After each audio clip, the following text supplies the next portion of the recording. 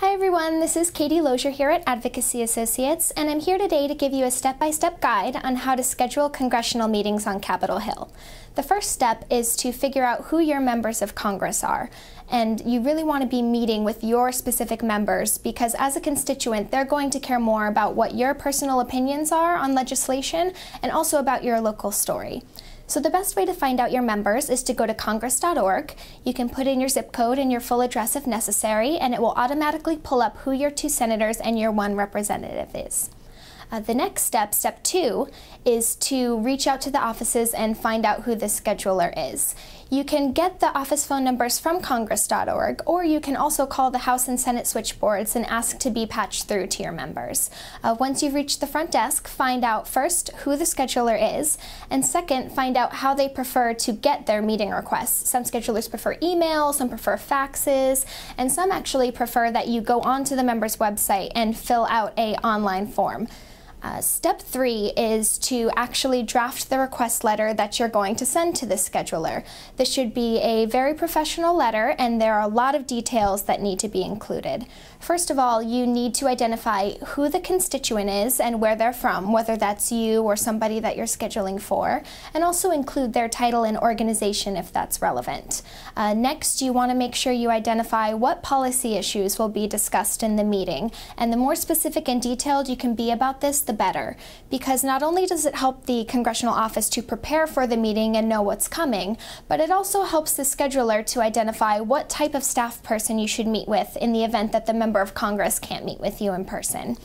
You also want to include the specific date and time windows that you're available to meet, and it's really important to be as available as possible as you can be on the day. If you only have a couple of hours to meet, it's less likely that you'll get a meeting. If you already know what type of staff you'd like to meet with, you can also feel free to include that right in the letter. It will help the scheduler to skip a step. And finally, you want to make sure you include your contact information where it's best for the scheduler to reach back out to you to get this meeting set up. Now the third step is the follow-up. In a couple of days, if you haven't heard anything from the scheduler, it is okay to send a phone call or an email and just follow up and say, I'd like to make sure the request went through okay. If you do speak with the scheduler, they'll probably let you know that they do have the request but haven't been able to process it yet, which is fine, but at least that way you have the reassurance that your request did go through. From there, I would follow up every 3 to 4 days and just check in and see if there are any updates, and a few things may happen here. The scheduler may set up a meeting with staff. A scheduler could set up the meeting with the member of Congress. The scheduler might give you the contact information for a staff member so you can reach out to them directly to set something up, or the scheduler may not reach out to you at all. And if that's the case, then you need to start following up with the staff person who handles your issues directly. Once you've gotten much closer to the date, you can start calling every day, and you can ask the person at the front desk who handles your issues and start reaching out to them directly. Once you do finally get something set up, and I swear if you're a constituent, they will do everything they can to set up a meeting with you, the 5th and final step is to send a confirmation email and get it on your calendar. That way everybody's on the same page and you have all of the information you need.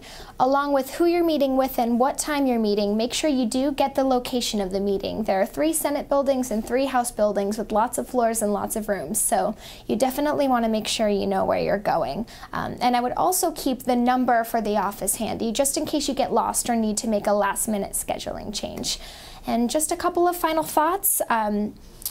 You want to make sure that you have enough time to get to and from your meetings. If you are going from one Senate meeting to the next, you want to make sure you give yourself at least 15 minutes between the end of the first meeting and the start of the second meeting.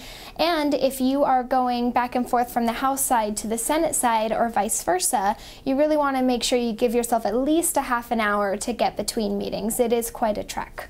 So that's pretty much all there is to scheduling congressional meetings. I hope that these steps will be helpful to you, and thanks for listening in.